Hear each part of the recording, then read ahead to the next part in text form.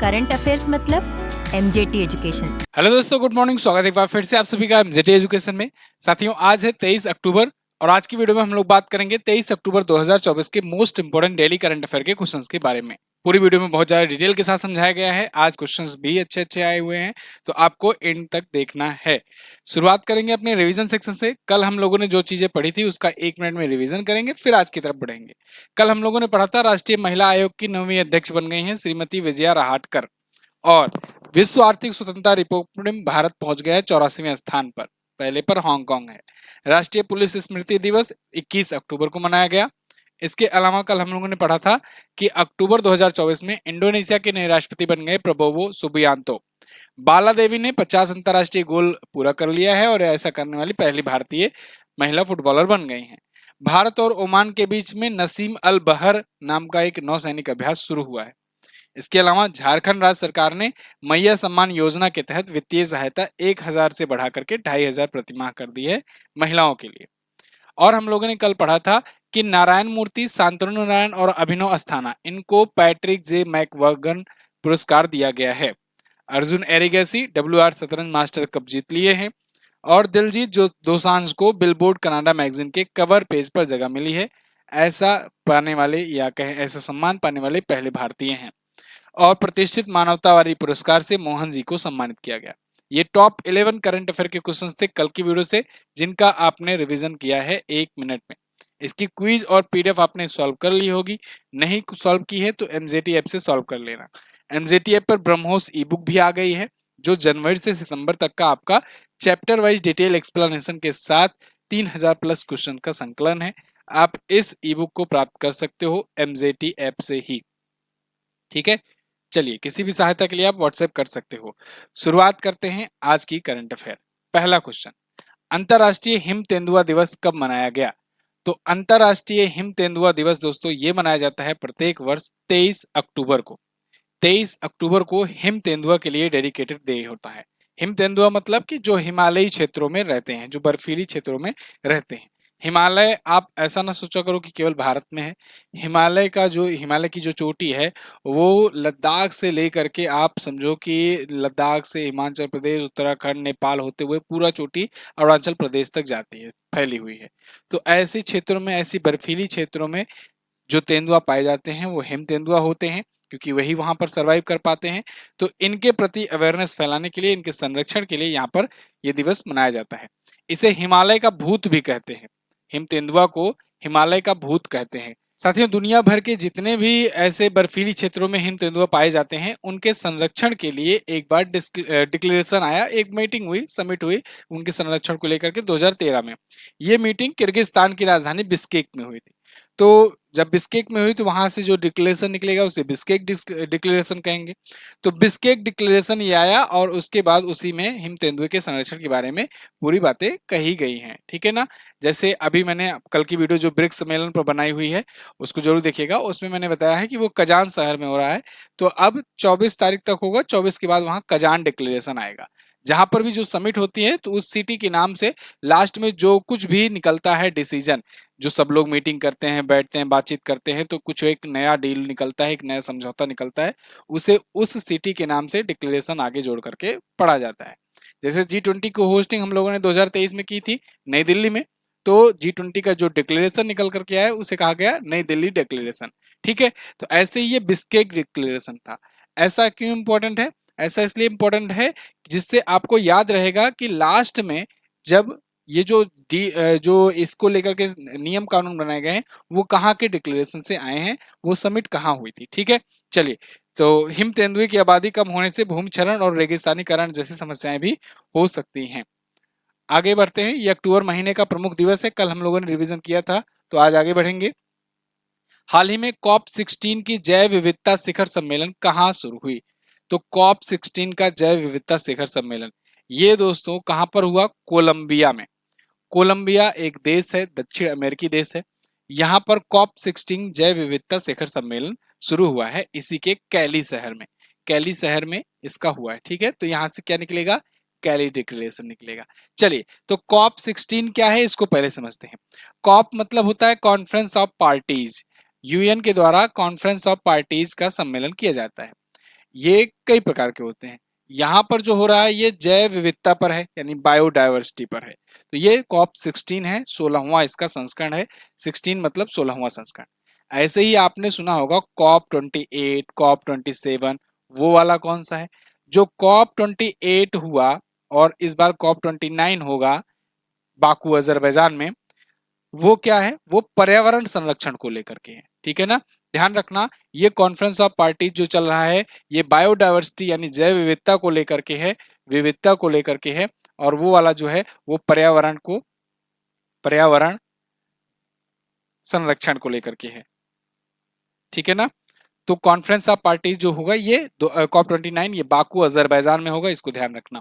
फिलहाल अब जैव विविधता पर आते हैं। यहाँ कोलंबिया में जो शुरू हुआ है 21 अक्टूबर से 1 नवंबर तक चलेगा। कैली शहर में हो रहा है। 200 देशों के प्रतिनिधि इसमें हिस्सा ले रहे हैं। प्रकृति के तेजी से विनाश को रोकने के लिए ये आयोजित किया जा रहा है।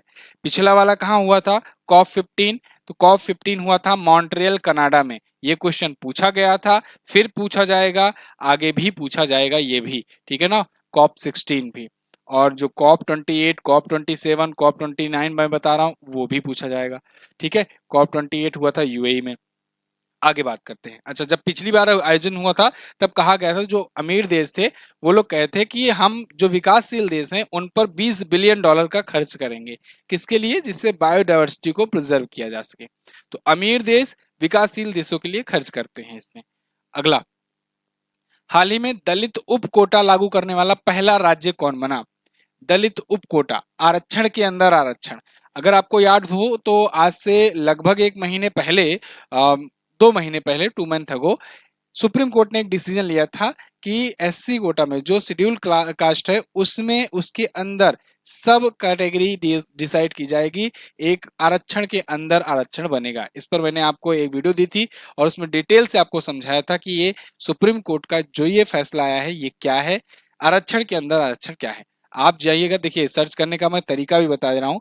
आपके अंदर अगर कोई भी डाउट ऐसे आए कि इस पर क्या वीडियो है, क्या इस पर क्या सर ने वीडियो बनाया है कि नहीं, तो उसके लिए आप वो पॉइंट लिखा करो। उसके बाद आगे एमजेटी एजुकेशन लिख करके सर्च कर दिया करो यूट्यूब पर, आपको उसकी वीडियो मिल जाएगी, ठीक है ना?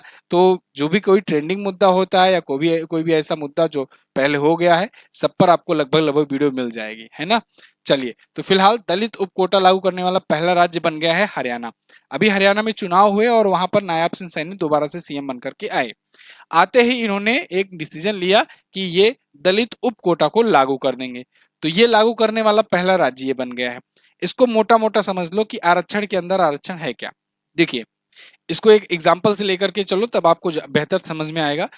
देखिए, मान लीजिए कोई एक एस्पिरेंट है, कोई एससी कैटेगरी का कोई एक स्टूडेंट है और बहुत ब्रिलियंट स्टूडेंट है, तैयारी कर रहा है, पढ़ाई कर रहा है। वो तैयारी कर रहा है, पढ़ाई कर रहा है और उसके बाद फिर उसको एससी कोटा के तहत आरक्षण मिला भी और वो मेहनत भी किया और वो बन गया, बढ़िया से अच्छी पोस्ट पर आ गया, सिविल सर्विसेज में आ गया, ठीक है? आईएएस बन गया या आईपीएस बन गया, कुछ भी बन गया। अब वो बन गया, उसके बाद फिर वो जब ऑब्वियस सी बात है, जब इतनी बड़ी पोस्ट पर पहुंचेंगे तो धीरे धीरे वेल्थ भी क्रिएट होगी और स्थिति सही हो जाएगी, आर्थिक स्थिति। फिर उसके बच्चे होंगे या उसके भाई होंगे, उनकी भी धीरे धीरे आर्थिक स्थिति सही ही होगी, क्योंकि उसकी सही है तो उसके बच्चों की भी सही रहेगी। उसके बच्चे फिर पढ़ना शुरू करेंगे, मान लीजिए वो बड़े हुए और वो तैयारी करने गए, क्योंकि अब जब पिताजी जो हैं वो आईएएस हैं तो फिर बेटा भी आईएएस ही लेवल का बनेगा, छोटा मोटा तैयारी तो करेगा नहीं। तो अब वो भी तैयारी करने गया। अब क्या होता था पहले कि अब उनकी स्थिति तो ठीक है, वो बेहतर तरीके से वो जाएंगे, बढ़िया कोचिंग में उनका एडमिशन करवा देंगे, बढ़िया जगह पे, बढ़िया शहर में सारी फैसिलिटी के साथ उनको वहां एडमिशन करवा दिए, हॉस्टल की फीस दे दिए या लाखों रुपए का खर्च दे सकते हैं कि जाओ बेटा तुम तैयारी करो। और फिर वो गया तैयारी करने और फिर तैयारी कर रहा है सभी स्टूडेंट के साथ में, लेकिन सारी सुख सुविधाओं, सारी बढ़िया अच्छी फैसिलिटी के साथ, लेकिन आरक्षण उसे भी मिल रहा है वही एससी कैटेगरी वाला, जो आरक्षण एक नॉर्मल स्टूडेंट जो गरीब है, जो मतलब कि पिछड़ा हुआ है, जिनको एक्चुअल में जरूरत है आरक्षण की, उसको मिलना भी चाहिए था। लेकिन ये सारी फैसिलिटी के साथ है बंदा और उसके बाद भी इसको भी मिल जा रहा था आरक्षण। इसी बात को लेकर यहाँ सुप्रीम कोर्ट ने कहा नहीं, इसमें भी क्रीमी लेयर और नॉन क्रीमी लेयर होना चाहिए, क्योंकि आरक्षण एक्चुअल में गरीब पिछड़े जो उपेक्षित लोग हैं उनको उठाने का नजरिया, क्योंकि अब ये जो है लड़का जिसका पिता आईएएस है या आईपीएस है, ये भी एससी कोटा का वही कैटेगरी का उतने ही कट-ऑफ पर इसका नंबर बनेगा जितने पर एक जो गरीब है, जो बिना कोचिंग किए पढ़ रहा है, जो खुद से मेहनत करके पढ़ रहा है, जिसके पास बाहर शहर में रहने का सुविधा नहीं है, वो घर पर तैयारी कर रहा है, उसको एक्चुअल में आरक्षण मिलना चाहिए था। लेकिन वही जो पूरा तैयारी कर रहा है, बाहर सिटी में रह रहा है, उसको उतने का मिल रहा है, तो ये सीट ले लेगा। ये सीट नहीं पा पाएगा क्योंकि ये अच्छे तरीके से हर प्रकार सुविधाओं के सहित तैयारी कर रहा था। ठीक है, तो इसी चीज को लेकर के बहुत सारी ऐसी घटनाएं हुई। तो जिससे क्या होता था कि अगर एक फैमिली में कोई एक पा गया तो उसकी आने वाली जितनी भी पीढ़ियां रहती थी सब बड़े बड़े पोस्ट पाते जाते थे फटाफट फटाफट।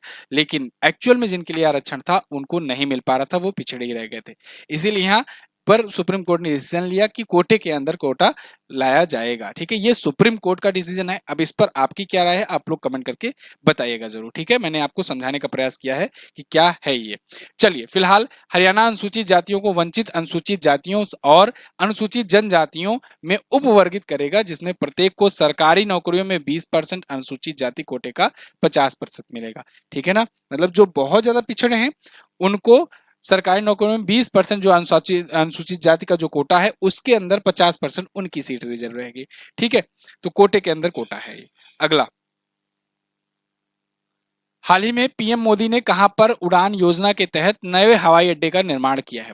तो पीएम मोदी ने उड़ान योजना के तहत 3 नए हवाई अड्डे के अभी हाल ही में उद्घाटन किया है। निर्माण नहीं, उद्घाटन कहेंगे यहाँ पर। ठीक है ना, प्रधानमंत्री निर्माण नहीं करते हैं, निर्माण मजदूर करते हैं। रीवा मध्य प्रदेश, अंबिकापुर छत्तीसगढ़ और सहारनपुर उत्तर प्रदेश, ये 3 जगहों पर अभी उड़ान योजना। उड़ान क्या है? उड़ान मतलब कि उड़े देश का आम नागरिक, ये इसका फुल फॉर्म है वैसे, उड़े देश का आम नागरिक। तो ये उड़ान योजना शुरू की गई थी और उसके तहत ये कहा गया था कि हवाई चप्पल पहनने वाले को हवाई जहाज की यात्रा करी जाएगी। हालांकि अभी तक ये हुआ नहीं है ना, और एरोप्लेन की टिकट वगैरह के दाम अक्सर बढ़ते ही रहते हैं। फिलहाल तो यहाँ मेन फोकस था रीजनल कनेक्टिविटी, मतलब कि जो क्षेत्रीय कनेक्टिविटी की जा सके, ज्यादा से ज्यादा एयरपोर्ट्स बनाए जा सके। उसी के तर्ज पर 3 नए एयरपोर्ट्स अभी आए हैं रीवा मध्य प्रदेश में। ठीक है, रीवा अगर आप अगर मैहर माता रानी के दर्शन करने गए होंगे तो रीवा जिले में ही पड़ता है। अंबिकापुर छत्तीसगढ़, सहारनपुर उत्तर प्रदेश। ठीक है, 2042 तक विमानन क्षेत्र को 2200 से अधिक विमानों की आवश्यकता होने वाली है, ऐसा यहाँ पर बताया गया है, एक्सपेक्टेड अनुमान है। उड़े देश का आम नागरिक, इसकी शुरुआत 2016 को हुई थी इस योजना की। अगला, भारतीय वाणिज्य मंडल या कहें आईसीसी के अध्यक्ष कौन बने? ये इंटरनेशनल क्रिकेट काउंसिल वाला नहीं है, international Indian chamber of commerce वाला है। तो इंडियन चैम्बर ऑफ कॉमर्स के अध्यक्ष नए बन गए हैं अभ्युदय जिंदल। कौन? Abhyuday Jindal. Abhyuday Jindal takes over as a president of Indian chamber of commerce. तो ये अध्यक्ष बने हैं। 2 उपाध्यक्ष बनाए गए हैं, एक वरिष्ठ उपाध्यक्ष हैं ब्रिजभूषण अग्रवाल और एक उपाध्यक्ष हैं पार्थिव विक्रम नियोटिया। ठीक है, तो अब ये होंगे आईसीसी के अध्यक्ष। वर्तमान में स्टेनलेस के प्रबंध निदेशक हैं एमडी। ठीक है, जिंदल। आईसीसी यानी इंडियन चैम्बर ऑफ कॉमर्स की स्थापना 1925 को हुई थी। ठीक है, मुख्यालय इसका कोलकाता में है, संस्थापक घनश्याम दास बिरला जी हैं। अगला, हाल ही में देश के कितने ऐतिहासिक लाइट हाउसों पर दूसरा राष्ट्रीय लाइट हाउस महोत्सव मनाया गया? तो दोस्तों, देश के 75 ऐसे लाइट हाउस पर जो प्रकाश स्तंभ होते हैं उन पर राष्ट्रीय लाइट हाउस महोत्सव मनाया गया। पहला राष्ट्रीय लाइट हाउस महोत्सव गोवा में मनाया गया था। प्रकाश स्तंभ क्या होते हैं इसको समझिए। बंदरगाह का नाम सुने हो ना, पोर्ट्स होते हैं, बंदरगाह होते हैं जहां पर जहाजें आकर के डॉक होती हैं, वहां से मतलब कि व्यापार होता है। ठीक है, माल लाद करके आते हैं, उतारते हैं, यहाँ से माल लेकर के जाते हैं। तो ये पोर्ट्स पर काम होता है, बंदरगाह पर काम होता है। लेकिन बीच बीच में उनको थोड़ा प्रकाश स्तंभ बनाए गए रहते हैं जिससे पता चलता है हाँ कहाँ पर ये किस बंदरगाह आने वाला है, किस तरफ है बंदरगाह, ये सब। तो वो जो प्रकाश स्तंभ होते हैं ना, उनको सेलिब्रेट किया जाना शुरू हुआ पिछले साल से। गोवा में पहला प्रकाश स्तंभ महोत्सव मनाया गया था, पहला लाइट हाउस महोत्सव मनाया गया था, और दूसरा वाला अभी मनाया जा रहा है 2024 में पुरी ओडिशा में। कहां पर? पुरी ओडिशा में। ये बात ध्यान रखना। 19 अक्टूबर को केंद्रीय बंदरगाह, जहाजरानी और जलमार्ग राज्य मंत्री शांतनु ठाकुर जी ने इसका उद्घाटन किया। अच्छा, ये राज्य मंत्री हैं शांतनु ठाकुर, और इसी के केंद्रीय मंत्री कौन है? केंद्रीय बंदरगाह जहाजरानी और जलमार्ग मंत्री सर्बानंद सोनोवाल। ठीक है, चलिए, तो उड़ीसा के पुरी में ये हो रहा है, पुरी में लाइट हाउस टूरिज्म कॉन्क्लेव। अगला, चर्चे में रही पुस्तक mountain mammals of the world, इसको किसने लिखा है? इसको लिखा है दोस्तों एम के रंजीत सिंह ने। एम के रंजीत सिंह की ये पुस्तक है, यहां पर आप देख पाओगे, mountain mammals of the world. तो इसको पेंगुइन रैंडम हाउस ने पब्लिश किया हुआ है। इसमें वन्यजीव प्रेमियों, विद्वानों, इनके लिए संदर्भ है। दुर्गम पर्वतीय क्षेत्रों में रहने वाली 62 प्रजातियों और 78 उप प्रजातियों के स्तनधारियों की व्यापक जानकारी है। कुल मिलाकर के आपको केवल पहली लाइन ध्यान रखना है बस। ठीक है, चलिए अगला, किस राज्य सरकार ने एडीबी के सहयोग से स्विफ्ट परियोजना का शुभारंभ किया? ये इंपॉर्टेंट क्वेश्चन है। एडीबी के सहयोग से, एडीबी यानी एशियन डेवलपमेंट बैंक, इसके सहयोग से स्विफ्ट परियोजना का शुभारंभ किया है असम सरकार ने। असम के सीएम हेमंता विश्व शर्मा ने लगभग 800 करोड़ रुपए लिए हैं इस प्रोजेक्ट के लिए एडीबी से, और इसके तहत किया ये जाएगा कि रेजुविनेट किया जाएगा बील्स को और बूस्ट किया जाएगा फिश प्रोडक्शन को। बील्स जो है ये ऐसे क्षेत्रों को कहते हैं जो आर्द्र भूमियां रहती हैं।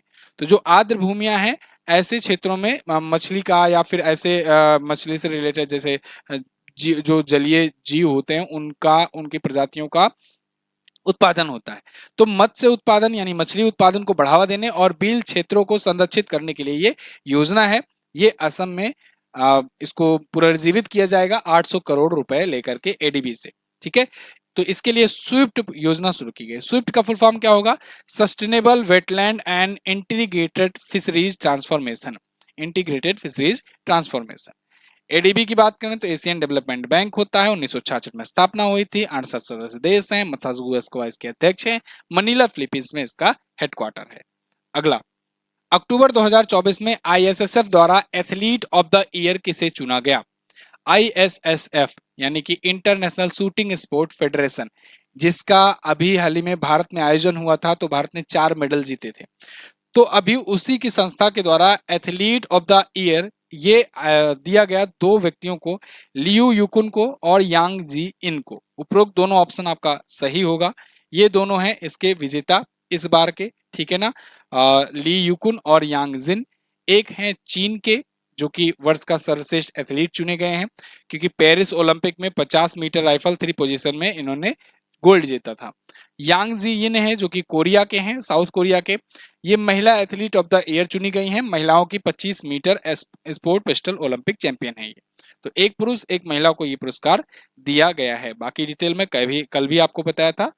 आगे, हाल ही में भारतीय सेना की सुदर्शन चक्र कोर ने कहां पर स्वावलंबन शक्ति अभ्यास किया? सुदर्शन चक्र कोर ये दोस्तों स्वावलंबन शक्ति अभ्यास किया है झांसी उत्तर प्रदेश में। झांसी में बबीना फील्ड फायरिंग रेंज है। ये क्वेश्चन पूछा गया है, यूपी के एग्जाम में पूछा गया है और फिर पूछा जाएगा। बबीना फील्ड फायरिंग रेंज कहां पर है? तो ये झांसी में है, उत्तर प्रदेश में। तो 17 से 22 अक्टूबर तक भारत की जो सुदर्शन चक्र कोर है भारतीय सेना की, इसने ये स्वावलंबन शक्ति अभ्यास किया है। इसे 21वीं कोर कहा जाता है। 21 कोर, देखो ये 21 लिखा हुआ है रोमन में, तो इस नाम से भी जाना जाता है। सेना की स्ट्राइक कोर है और इसका मुख्यालय भोपाल में है। ये लाइन इंपॉर्टेंट है, इसे याद रखना। सुदर्शन शक्ति कोर का हेडक्वार्टर भोपाल में है। लाइव फायर एक्सरसाइज ये करते हैं। अगला, हाल ही में आयोजित 27वीं अखिल भारतीय वन खेल प्रतियोगिता में किस राज्य ने सर्वाधिक मेडल जीते? तो भारतीय वन खेल प्रतियोगिता, इसमें सबसे ज्यादा मेडल जीता है दोस्तों छत्तीसगढ़ ने। टोटल 1200 मेडल दिए जाने, तो इसलिए मेडल की संख्या मत याद करो, कोई जरूरत नहीं है। 1200 मेडल्स की ये प्रतियोगिता थी। बहुत प्रकार के इवेंट हुए यहाँ पर। टॉप पर रहा छत्तीसगढ़, सेकंड पर केरला रहा था और थर्ड पर रहा इसमें मध्य प्रदेश। ठीक है ना, तो ऑल इंडिया फॉरेस्ट स्पोर्ट ये आयोजित की गई रायपुर छत्तीसगढ़ में। आयोजन कौन सा था? संस्करण कौन सा था? 27वां था। शुरुआत इसकी 1992 से हुई थी और ये प्रत्येक वर्ष आयोजित किया जा रहा है। छत्तीसगढ़ में तीसरी बार आयोजित किया जा रहा है। तो 16 से 20 अक्टूबर तक आयोजित किया गया रायपुर छत्तीसगढ़ में। छत्तीसगढ़ की वन विभाग ने सबसे ज्यादा मेडल प्राप्त किए, टॉप पर ये सेकंड थर्ड। तो ये थे आज के दिन के टॉप 11 करंट अफेयर के क्वेश्चन। आई होप आपको वीडियो पसंद आई होगी। अगर वीडियो पसंद आई है, इन्फॉर्मेटिव लगी है तो लाइक कर दीजिए, शेयर कर दीजिए। संकल्प बैच आप लोग ज्वाइन कर सकते हो करंट अफेयर और स्टैटिक जीके के लिए, ठीक है। चलिए, तो एमजेटी ऐप पर जाकर के आप इसे ले सकते हैं। अर्जुन बैच भी ज्वाइन कर सकते हैं। लास्ट डे के क्वेश्चंस की बात करें तो भारत सरकार ने आइडियाज कार्यक्रम में ई का क्या मतलब है, ये मैंने पूछा था। तो ई का मतलब होता है इकोनॉमिक। आईसीसी महिला टी20 विश्व कप के फाइनल मैच की प्लेयर ऑफ द मैच और प्लेयर ऑफ द टूर्नामेंट कौन बनी? अमेलिया केर बनी है। न्यूजीलैंड ने ये जीता है टी20 वर्ल्ड कप। आज आपको क्या बताना है, भारत सरकार द्वारा राष्ट्रीय महिला आयोग की स्थापना कब की गई थी? बहुत इंपॉर्टेंट क्वेश्चन है। पलामू वन्यजीव अभ्यारण्य किस राज्य में स्थित है? दोनों क्वेश्चंस के बारे में जो भी पता होगा डिटेल से जरूर लिखने का प्रयास कीजिएगा। बस इतना ही रखते हैं वीडियो में। पसंद आई है तो लाइक शेयर जरूर कर देना। मिलते हैं अगली वीडियो में, तब तक के लिए नमस्कार, जय हिंद, वंदे मातरम।